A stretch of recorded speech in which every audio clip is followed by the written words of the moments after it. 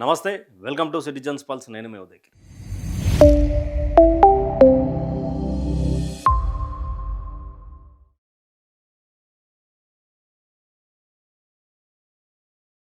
9 రోజులలో 9,000 కోట్లు డిపాజిట్ చేసినాం. ఇచ్చిన మాట నిలబెట్టుకున్నాం. రైతన్నలకు భరోసానిచ్చినాం. రైతు అనేటోడు రాజుని చేసినామని చెప్పి రైతన్న రాజ్యంలో రైతు ఎప్పటికీ రాజుగానే మిగిలిపోతాడు. అందుకే రైతు భరోసా ఈ కాంగ్రెస్ అపన్నహస్తం అని చెప్పి నిన్న ఒక కలలేని ముఖం. మున్సిపల్లో గెలుస్తామో ఓడతామో తెలియనటువంటి పరిస్థితి. ఏదో ఇంట్లో ఇద్దరు ముగ్గురు పెట్టుకొని ప్రెస్ మీట్ పెట్టి ఏ మంత్రి కూడా ఎక్కడా కూడా కనిపించినటువంటి ఒక ప్రెస్ మీట్ నిన్న చూసిన. ఆయన మాట్లాడుతూ ఏదో మాట్లాడితే వింటారు కదా, మేము పిచ్చోళ్ళని చేస్తున్నాం కదా, 6 గ్యారెంటీలు అని చెప్పి అటకెక్కించినాం కదా, ఇప్పుడు మాట్లాడితే ఏమవుతుంది అన్న విధానంలో మాట్లాడిండా లేకపోతే ఎందుకు మాట్లాడిండా అనేది ఇప్పటివరకు తెలియదు. కనీసం నేను కాదు చాట్ జీపీటీని అడుగుదాం.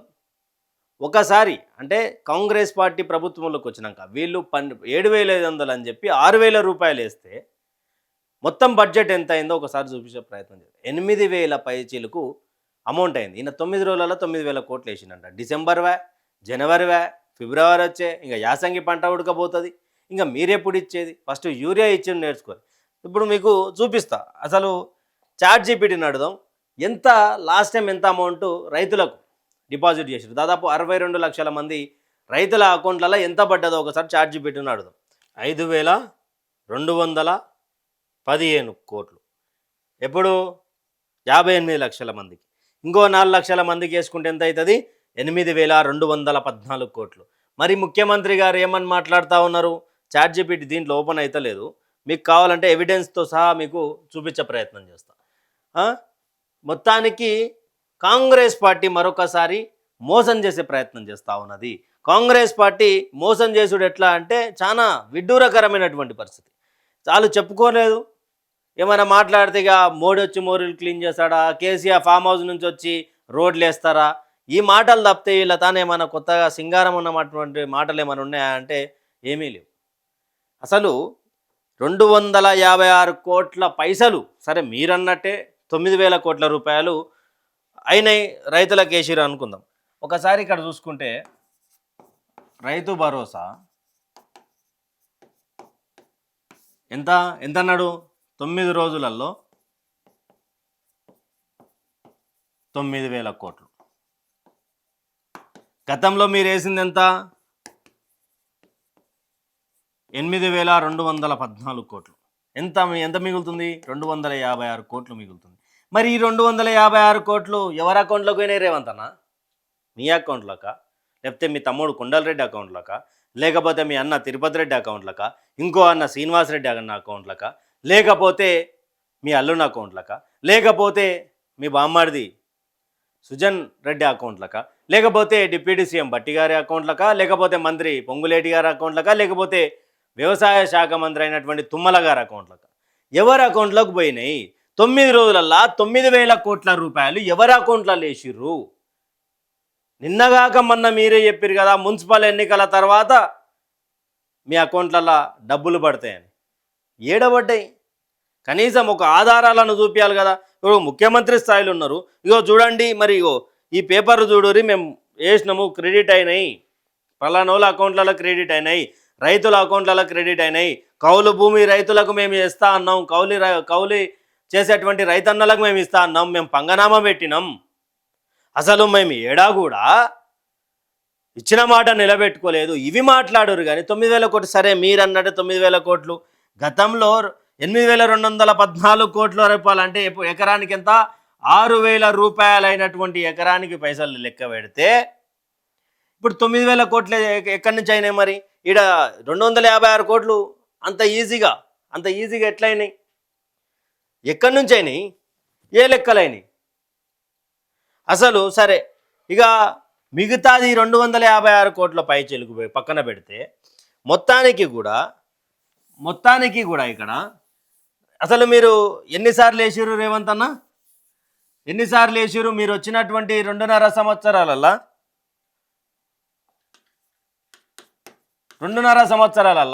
మీరు ఇప్పటికి ఎన్నిసార్లు వేయాలి? 5 సార్లు వేయాలి. 5 సార్లు భరోసా వేయాలి. ఎన్నిసార్లు వేసారు మీరు? ఒకసారి 5,000 రూపాయలు వేసారు ఎకరానికి. అప్పుడు అడిగితే ఏమన్నారు? అయ్యా మనం ఇప్పుడిప్పుడే వచ్చినాం, మనం లంక బిందెలు ఉన్నాయనుకున్నాం, కానీ ఈడ ఇత్తడి బిందెలు ఉడకలేవు అని చెప్పి ఆ రోజు కేసీఆర్ ఎలక్షన్ కంటే ముందు ఉంచినటువంటి రైతు భరోసా డబ్బుల్ని రైతుల అకౌంట్లలో వేసారు. తర్వాత ఏం చేసిర్రు? రెండోసారి 6,000 రూపాయల లెక్క వేస్తామని చెప్పారు. అప్పుడు ఎంత వేసారు? మళ్ళీ 5,000 రూపాయల లెక్కనే అకౌంట్లో వేసారు. అసలు 6,000 రూపాయల మాట ఇచ్చారు. అంటే 7,500 కుదరడం లేదు. తెలంగాణ రాష్ట్రం అప్పులలో ఉన్నది. అప్పులలో ఉన్నటువంటి రాష్ట్రంలో మనం రైతు భరోసా ఇచ్చుడే ఎక్కువ అన్నట్టు చేసారు. తర్వాత అంతే, ఇంకా 6,000 రూపాయలే లాస్ట్ అనుకుంటా. ఇక 3 సార్లు పంగనామం పెట్టారు. 3 సార్లు పంగనామం పెట్టారు.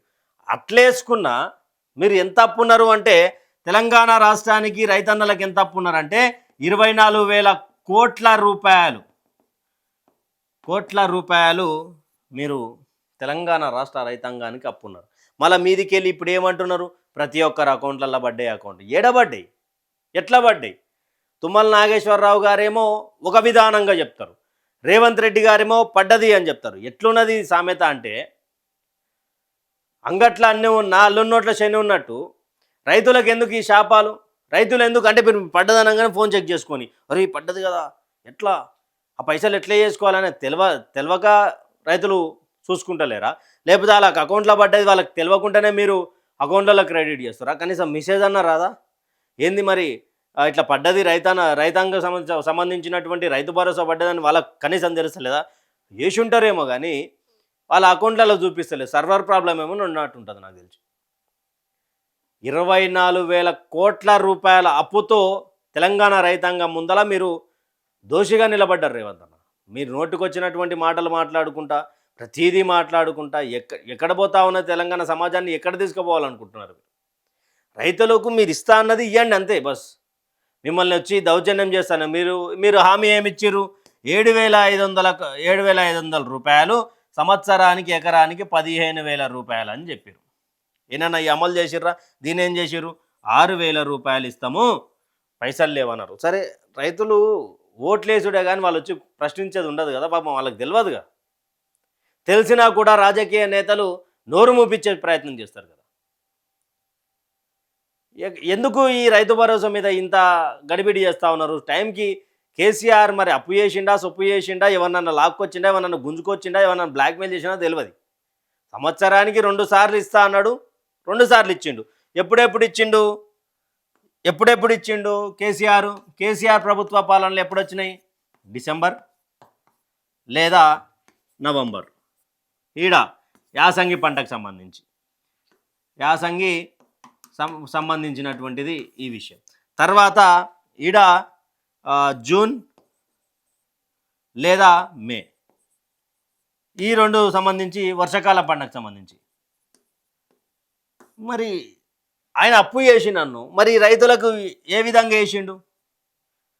ఏ విధంగా అమౌంట్ ఏ అకౌంట్లలో క్రెడిట్ అని ప్రతిదానికి వాడిరు కదా. ఇప్పుడు తెలంగాణ రాష్ట్రం వచ్చిన తర్వాత యూరియా కష్టాలు ఎక్కువైపోయినాయి.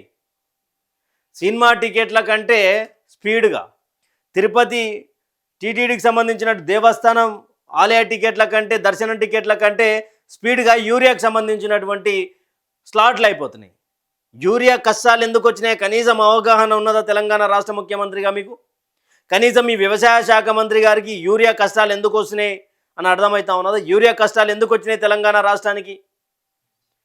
తెలంగాణ రాష్ట్రంతో భారతదేశంలో ఉన్నటువంటి రాష్ట్రంలో ఉన్నటువంటి అన్ని రాష్ట్రాలు 29 రాష్ట్రాలకు యూరియా కష్టాలు వచ్చినాయి. ఎందుకు వచ్చినాయి? ఎట్లొచ్చినాయి?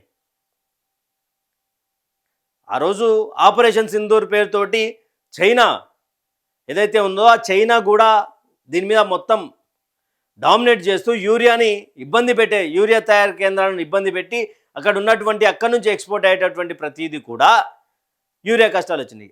అలాంటిది యూరియా లేదు, యూరియా కష్టాలు తప్పవు అని చెప్పి అందరికీ తెలుసు. మరి మీరు ఏ విధంగా ఈరోజు రైతన్నలో మోసం చేయడానికి 9,000 కోట్లు యూరియా ప్రతి ఫెర్టిలైజర్ షాప్లో ఫుల్గా ఉన్నది, రైతులు వస్తలేరు, రైతులు అన్నింటి కూడా ఫేకు, చెప్పులు పెట్టినారంటే అది ఫేకే.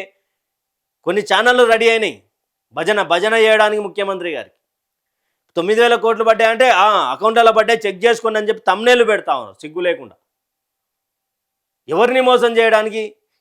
ఈరోజు తమ్నేలు పెట్టినటువంటి మీడియా సంస్థలకు సంబంధించినటువంటి తల్లిదండ్రులు గతంలో రైతన్నలే కదా, కేసీఆర్ గారు వేసినటువంటి రైతు బంధు తీసుకున్నోళ్ళే కదా. ఈరోజు ఎవరిని మోసం చేయడానికి? కనీసం ముఖ్యమంత్రి గారిని ఎదిరించి 9,000 కోట్లు ఏడేసిరని అడిగే ప్రసక్తి లేకుండా పోయింది తెలంగాణలో. రాచరిక పాలన జరుగుతూ ఉన్నదా? రైతు భరోసా ఎప్పుడు అనే దాని మీద క్లారిటీ ఇప్పటికైనా కనీసం మీకంటే అన్నో శాఖలు మీ కింద ఉన్నాయి కాబట్టి మీరు సెకండరీ. వ్యవసాయ శాఖ మంత్రి గారికి ఒకటే ఉన్నది కదా, ఎన్నో ఏళ్ళ అనుభవం ఉన్నటువంటి వ్యక్తి కదా ఆయన, ఎన్నో మంత్రివర్గాలలో చేసినటువంటి వ్యక్తి కదా, ఎన్నో పార్టీలలో తిరిగినటువంటి వ్యక్తి కదా తుమ్మల నాగేశ్వరరావు గారు. ఆయనకన్నా అవగాహన ఉన్నది ఎన్ని కోట్లు వేసినాం ఏం సంగతి అని. డెక్కన్ క్రానికల్ చెప్పింది కదా 5,215 కోట్లు వేసారు గతంలో అని.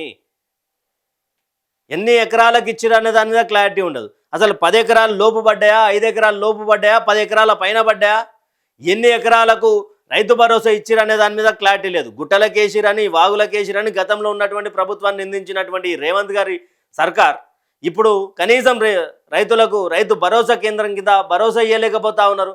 భరోసాని చించేసే ప్రయత్నం చేస్తూ ఉన్నారు, రోడ్ల మీదకి పడేసే ప్రయత్నం చేస్తున్నారు తప్ప ఇంకేమన్నా చేస్తూ ఉన్నారా?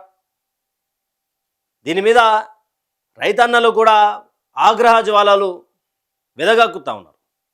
రేపు జరగబోయేటువంటి మున్సిపల్